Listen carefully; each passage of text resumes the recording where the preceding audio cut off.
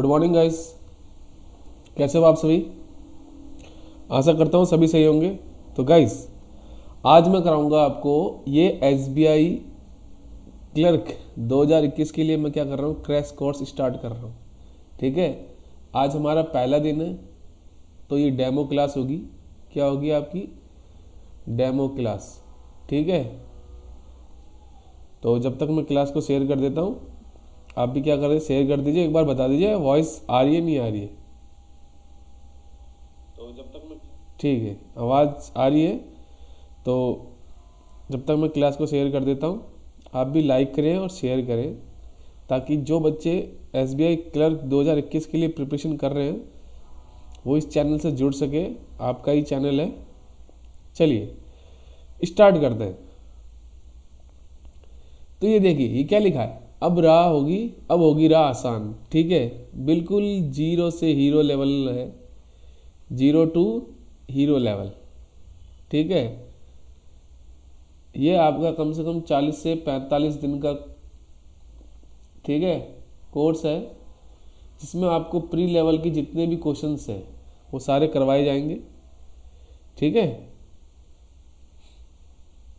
चलिए तो पहला क्वेश्चन देखते हैं। देखिए, ये क्या है, आपकी एक पजल दे रखी है। ये क्या है, आपकी मंथ बेस्ड पजल। क्या है, मंथ बेस्ड। ठीक है, ये मंथ बेस्ड है, जिसमें कितने परसेंट दे रखे हैं आपको, 8% दे रखे हैं, जो डिफरेंट डिफरेंट मीटिंग अटेंड करते हैं डिफरेंट मंथ में। ये आपके मंथ दे रखे हैं। ठीक है जी, उसके बाद जो ये ऑर्डर दे रखा है ना आपको, जनवरी टू अक्टूबर, ये कंफर्म नहीं है कि यही होगा।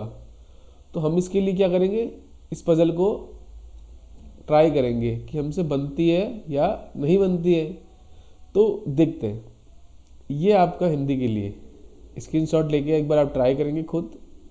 ठीक है, तो स्टार्ट करते हैं, देखते हैं। अब इसने क्या बोला, ये आपके मंथ दे रखे हैं।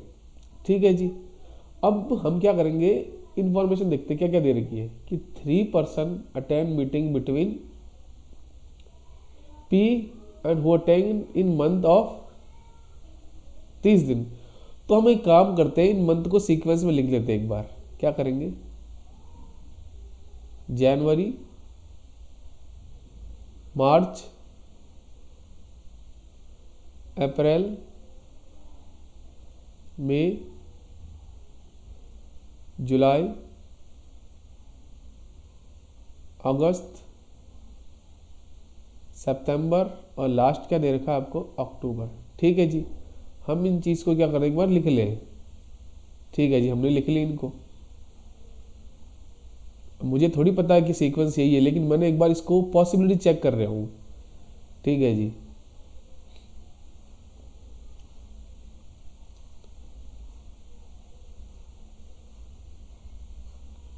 अब भी ऐसे क्या करोगे, पॉसिबिलिटीज को चेक करोगे। अब देखिए, अब उसने क्या बोला 30 दिन, तो आपको पता होना चाहिए कि कौन सा मंथ कितने दिन का होता है। ठीक है, ये क्या आपका 31 का होता है, ये भी क्या होता है 31 का, ये कितने का होता है 30 का। उसके बाद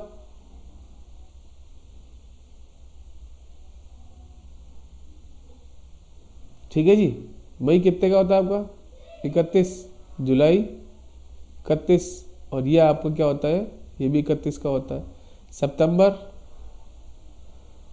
30 का, और अक्टूबर आपका भी होता है 31 का। ठीक है जी, तो मुझे पता चल गया मेरा 30 वाले कौन कौन से, एक तो सितंबर है, एक आपका क्या है अप्रैल है। तो उसने क्या बोला कि देर आर 3% बिटवीन किसके बीच में, टी एंड पी के बीच में, और P who attend meeting in a month of 30 days. ठीक है जी, तो अब मुझे पता चल गया कि मेरा पी एक बार इस केस में, फर्स्ट केस में मेरा यहाँ पे आएगा पी। मेरे पास कितने केस बनेंगे, 2,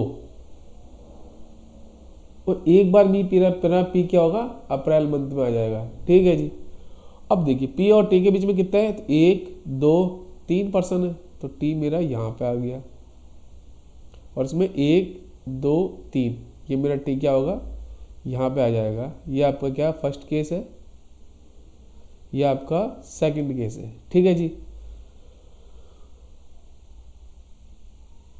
चलिए मैं एक बार अपने, ठीक है दिख रहा है। उसके बाद उसने क्या बोला कि W attend meeting before V and after R। ठीक है जी, मैं क्या करूँगा, इस पॉसिबिलिटीज को बना लूँगा। मतलब क्या कह रहा है कि W है जो V से तो पहले है बट किसके बाद है, ये आपका R के बाद है। ठीक है जी, इसको मैंने कर लिया नोट। उसके बाद उसने क्या बोला कि there as many before meeting before P as after Q। मतलब क्या है, जितने P से पहले होंगे उतने ही क्या होंगे Q के बाद होंगे। तो अब देखिए फर्स्ट केस में देखिए तो आपका P के बाद कितने हैं, सॉरी P के पहले कितने हैं, 1 2 3 4 5 6, तो Q के बाद में कितने हो जाएंगे 6। तो मेरा Q क्या आ जाएगा फर्स्ट केस में, मार्च मंथ में। ठीक है जी, उसके बाद कितने हो गए, 1 2 3 4 5 और 6। सेम चीज सेकंड केस में देखिए, P से पहले कितने हैं, 1 और 2, तो मेरा Q क्या आ जाएगा अगस्त मंथ में। ठीक है जी, कितने हो गए, 1 और 2 इसके बाद। ठीक है जी, तो ये केस हो गया हमारा कंप्लीट, तो इसको मैं कर दूंगा इरेज। ठीक है जी, अब आगे देखिए, आगे क्या दे रखा है, आगे उसने क्या बोला, you attend meeting before S and after Q। मतलब क्या है जी, U है ना आपका, वो किससे पहले है, वो पहले है S से, बट आफ्टर किसके बाद है, वो Q के। ठीक है जी, अब इसको आप क्या करेंगे, चेक कर सकते हैं, बट मैं ये कहूँगा आपको एक बार इंफॉर्मेशन को लिख लीजिए आप। उसके बाद उसने क्या बोला, S attend meeting before V। ठीक है जी, V से पहले कौन है आपका, कहीं आपका S है, और after W S attend before V but after W के बाद, तो W के बाद हम लिख लेंगे किसको, कहीं भी आपका आ सकता है, मुझे कंफर्म नहीं है, ये इन्फॉर्मेशन मैंने क्या कर ली, लिख ली। ठीक है जी, अब उसने क्या बोला, हु किसके लिए आया, W के लिए आया। Who does not meeting in month of May. ठीक है जी, मतलब क्या है, मई के मंथ में आपका W नहीं आएगा। ठीक है जी, यहाँ पे क्रॉस कर दिया। ठीक है जी, अब देखिए आप सेकंड केस देखिए पहले, अगर ये इंफॉर्मेशन देखिए ये वाली, क्योंकि बाद U तो आ जाएगा, बट U किसके पहले है, वो कहीं S के पहले होना चाहिए, बट यहाँ तो ऑल एक ही जगह है, वो किसके लिए है, वो U के लिए। तो मुझे पता चल गया मेरा पहला केस क्या हो जाएगा, यहाँ से सॉरी सेकंड केस क्या हो जाएगा, मेरा कैंसिल हो जाएगा। तो इसको मैं क्या कर देता हूँ यहाँ से इरेज। ठीक है जी, क्योंकि ये हमारा क्या हो गया, गलत। ठीक है जी, अब हम क्या करते हैं, इसमें फर्स्ट केस में चेक करते हैं। चलिए अब देखिए, मतलब उसने क्या बोला कि Q के बाद कहीं आपका U आएगा और U के बाद कहीं आपका S आएगा। चलिए हम इसमें क्या करते हैं, पॉसिबिलिटीज को क्या करते हैं, चेक करते हैं। ठीक है जी, अब देखिए ये तीनों इन्फॉर्मेशन आपको रिलेट करके चलनी है। ठीक है, ये जो आपकी दे रखी ना तीनों इन्फॉर्मेशन, अब आपको उसको क्या करना, रिलेट करना है। अब इसमें आप करेंगे चेक, तो देखिए Q के बाद कहीं आपका U आएगा। ठीक है, और U के और U किसके पहले है, वो आपके S से पहले है। ठीक है जी, अब हम क्या करते हैं, W आपका यहाँ आ नहीं सकता, तो हम एक काम करते हैं, अगर सपोज देखिए, अब अगर हम क्या करते हैं, इस इंफॉर्मेशन को उठाते हैं सबसे पहले। चलिए इसको ले लेते हैं एक बार, कि U के बाद कहीं आपका U आएगा Q के बाद। चलिए मैंने एक बार U को यहाँ पे ले लिया, और इससे पहले कहीं आपका क्या आएगा, S। यहाँ भी आ सकता है S आपका यहाँ भी आ सकता है, और S आपका यहाँ भी आ सकता है। बट अब इस कोर्स के देखिए, इस केस जो आपका दे रखा है ना, U से पहले कहीं आपका S होगा, तो मुझे पता चल गया S मेरा कंफर्म होगा, यहाँ नहीं आएगा। तो चलिए अब क्या करते हैं, पॉसिबिलिटीज को चेक करते हैं। ठीक है, जिसका मैं एक और बना देता हूँ। ठीक है, Q T और U मैंने एक बार यहाँ पे लिया, तो U मैंने एक बार ये लिख दिया आपके पास। S एक बार मैं यहाँ ले लेता हूँ, और एक बार S मैं यहाँ पे ले लेता हूँ। चलिए ये मैं क्या कर रहा हूँ, पॉसिबिलिटीज को चेक कर रहा हूँ। ठीक है, अब देखिए S, हाँ ये आपका P है। अब देखिए S किसके पहले था, कहीं ये आपका V से पहले कहीं था, तो इस सेकंड केस में तो मुझे पता चल गया मेरा V यहाँ आएगा। बट इसमें देखिए v आपका यहाँ भी आ सकता है और v आपका आ 2 मिनट रुकिएगा।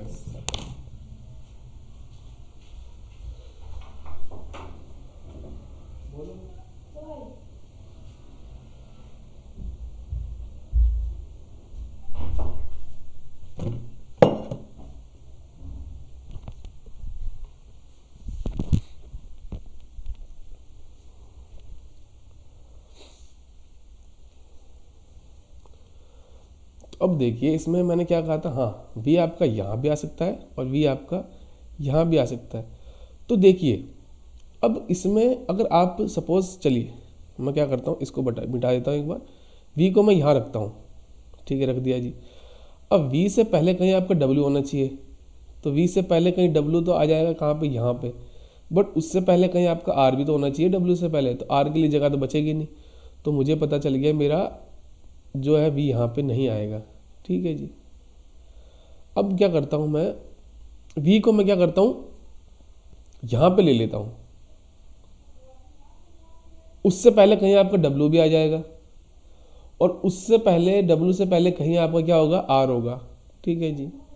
ये हमारी क्या होगी, पजल बन गई। बट जो सेकंड केस है इसको मैं चेक करता हूँ, ठीक है। v से पहले कहीं आपका क्या आएगा, w आएगा और w से पहले कहीं आपका r आएगा। अब हम चेक करते हैं कि कहाँ हमारी क्या हो रही, गलती हो रही है। देखिए w से, हाँ w के बाद क्या होना चाहिए आपका, s होना चाहिए, कहीं w के बाद s हो रहा है, बट w के बाद इसमें s हो रहा है। बट इस केस में देखिए आप, ये क्या है, w से पहले है बट w से बाद में हमारा कहीं आपका s होना चाहिए। तो मेरा ये हो गया केस, ये हो गया गलत। जो हमारी पजल बनेगी वो बनेगी यहाँ से, ठीक है, ये हमारा केस बनेगा। तो बिल्कुल आप एक्यूरेसी के साथ करें इन क्वेश्चंस को, ठीक है। 100% एक्यूरेसी आप रखते हैं तो आपके मार्क्स इंक्रीज होंगे, डेफिनेटली इंक्रीज होंगे। अभी हाल ही में एसबीआई का रिज़ल्ट आया था और जिन्होंने देखा होगा आरआरबी का भी रिज़ल्ट आया है, ठीक है, और आईबीपीएस पीओ का आया है। अगर सबने नोट किया होगा तो सबकी एक्यूरेसी अगर 100% थी तो उनके मार्क्स डेफिनेटली इंक्रीज हुए हैं। और कल ही आपका आरआरबी के जो क्लर्क के हैं क्या है, मार्क्स आए, तो सब जिसका पेपर था उन्होंने नोट किया होगा, ठीक है। अब करते हैं नेक्स्ट क्वेश्चन। चलिए ये क्या आ गया आपका,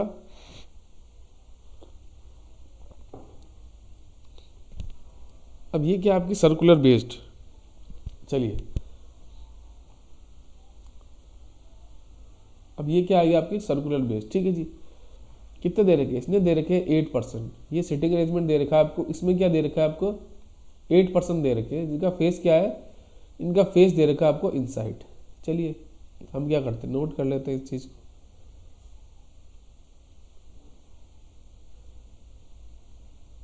अब उसने आगे क्या बोला कि A seat second to the left of B. चलिए इसमें आप कहीं भी ले सकते हैं क्योंकि फेस क्या है, सबका इनसाइड है। तो बी अगर मैं यहां लेता हूं,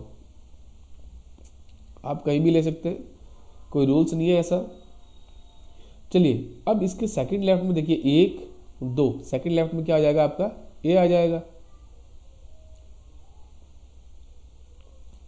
अब उसने क्या बोला आगे, only 2% shit between A and H. अब इसमें क्या होगा, आपके दो केस बनेंगे, ठीक है जी, क्योंकि ए आपका उसके जहां बैठा उसके लेफ्ट साइड में भी आपका एच आ सकता है कहीं दो छोड़ के, और आपका राइट साइड में भी आ सकता है। तो चलिए मैं इसमें दोनों केस बताता हूं आपको। अब क्या बोला था उसने कि ए और एच के बीच में कितने हैं, 2% है, तो 1 2, यहाँ पे लेफ्ट साइड में एच कहीं आ जाएगा, और अगर राइट साइड देखें तो 1 2 ये आएगा, इमीडिएट नाइबर ऑफ इसके बी के आ जाएगा, ठीक है जी। उसके बाद उसने क्या बोला कि G sit third to the right of H, ठीक है जी। अब एच आपका ये रहा, फेस इनसाइड है सबका, अगर देखें ये, चलिए